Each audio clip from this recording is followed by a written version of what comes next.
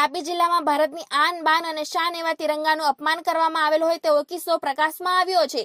તાપી જિલ્લાના વ્યારા તાલુકાના માયપુર ગામની સીમમાંથી પસાર થતા હાઈવે પર અપ્રિયર બિલ્ડ નામની એક કંપની આવેલ છે, ત્યારે આ કંપનીમાં લગાવેલ રાષ્ટ્રીય ધ્વજ ફાટી ગયેલ હાલતમાં લહેરાતો જોવા મળ્યો હતો।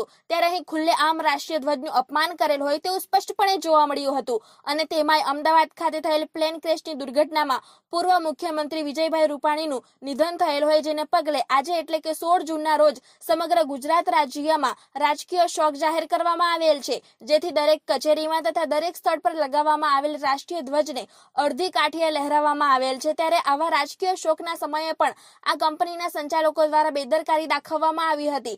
એક તો ધ્વજ ફાટેલી હાલતમાં હતો અને રાજકીય શોક હોવા છતાં પણ ધ્વજ અડધી કાઠીએ કરવામાં આવેલ ન હતો। જો કે આ સમગ્ર મામલામાં જ્યારે તાપી સ્વરાજની ટીમ સ્થળ પર પહોંચે છે અને જેવા વિડીયો લેવાની શરૂઆત કરે છે કે તરત જ કંપનીમાં કામ કરતા કર્મચારીઓ દ્વારા રાષ્ટ્રધ્વજ ઉતારી દેવામાં આવ્યો હતો। ત્યારે જાણવા મળ્યું હતું કે સુરતના 2 યુવાનો કે જે ત્યાંથી પસાર થઈ રહ્યા હતા તેમના દ્વારા કંપનીના મેનેજરને આ રાષ્ટ્રધ્વજ અંગે જાણ કરવામાં આવેલ હોવાથી આ કર્મચારીઓ દ્વારા રાષ્ટ્રધ્વજ ઉતારવામાં આવી રહ્યો હતો। જો કે અહીં કંપની સંચાલકો કે કંપનીમાં કામ કરતા કર્મચારીઓ દ્વારા જો રાષ્ટ્રધ્વજની દેખરેખ રાખી શકાતી ન હોય તો આ રાષ્ટ્રધ્વજ લગાવવામાં જ કેમ આવ્યો?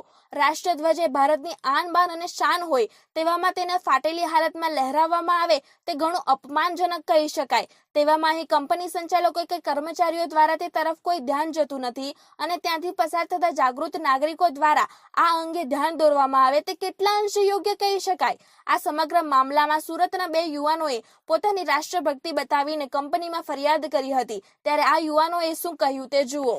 જી, આપનું નામ? ધવલભાઈ, આપે અત્યારે જોયું કે અહીં જે એક ફ્લેગ લગાવવામાં આવ્યો હતો, જે આપણા ભારત દેશનો ફ્લેગ હતો, આપણા ભારત દેશનું એક પ્રતીક છે, આપણા દેશની એક શાન છે, જેને આપણે તિરંગો કહીએ, એ એક ચીથડે હાલ અવસ્થામાં હતી। એના માટે જવાબદાર જો ગણીએ તો કોને ગણી શકીએ? એના માટે જવાબદાર જે છે એ મીન્સ કે કંપનીએ જેને લગાવ્યો છે તે હોઈ શકે। તો અમે જસ્ટ અહીંયાથી ગુજરતા હતા અને આગળ જોયું કે તિરંગો આવી હાલતમાં તો અમે આગળથી ટર્ન મારીને આવ્યા અને મેનેજરને રૂબરૂ બોલાવીને અમે વાત કરી કે ભાઈ આ રીતે તિરંગો છે, તાત્કાલિક ઉતારો। તો એમને તાત્કાલિક ધોરણે એમને ઉતારવાનું કામ કર્યું, તમે આપણે જોયું, એમને ઉતારી લીધું છે એક જાગૃત નાગરિક તરીકે। અને આ રીતનું કે જ્યાં બી કોઈ બી નાગરિક કે કોઈ બી વ્યક્તિ જ્યાં બી તિરંગોને કઈ બી હાલતમાં ખરાબ હાલતમાં જોયો તો તાત્કાલિક થોડો ટાઈમ આપીને પોતાનો અને એને સારી રીતે રાખે અને જો તૂટેલી ફૂટેલી અવસ્થામાં હોય તો નીચે ઉતારી લે। તો આપણે જાણ કરવી આપણી ફરજ છે, તો દરેક નાગરિકે કરવી જોઈએ। અને તમને બી અમે કહું છું કે તમે બી આવી રીતના રિપોર્ટિંગ કરો છો, આવી રીતના ધ્યાન આપો છો, તમને બી એક એપ્રિશિએટ છે અને એક સારું કામ આપણે કરેલું છે। જી સર, એક આજે છે ને રાષ્ટ્રીય શોક જાહેર કરવામાં આવ્યો છે। રાષ્ટ્રીય શોકના પગલે નિયમ એવો હોય છે કે જે રાષ્ટ્રધ્વજ હોય છે તે જે ધ્વજ સ્તંભ ઉપર લગાવવામાં આવે છે તેને અડધા લાવીને લગાવવાનું હોય છે।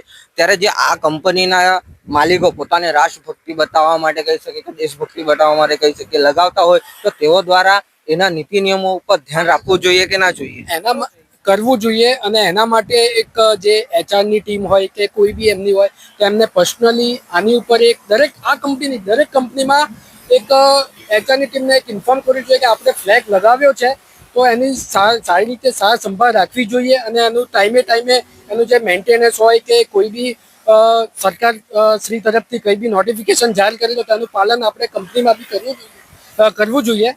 એ આપણે ધ્યાન રાખવું જોઈએ। પર્સનલી મારું એવું માનવું છે કે એક ટીમને એક અગત્યનું કામ છે તો એની પર પૂરતું ધ્યાન રાખવું જ જોઈએ આપણે।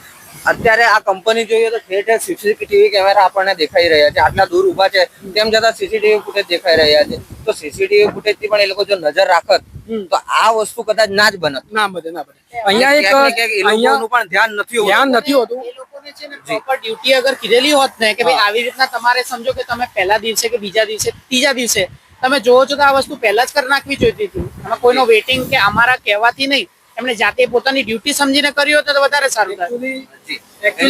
ક્યાંક ને ક્યાંક માત્ર દેખાવ પૂરતી કરતા હોય આ કંપની વાળા હોય એવું લાગે છે।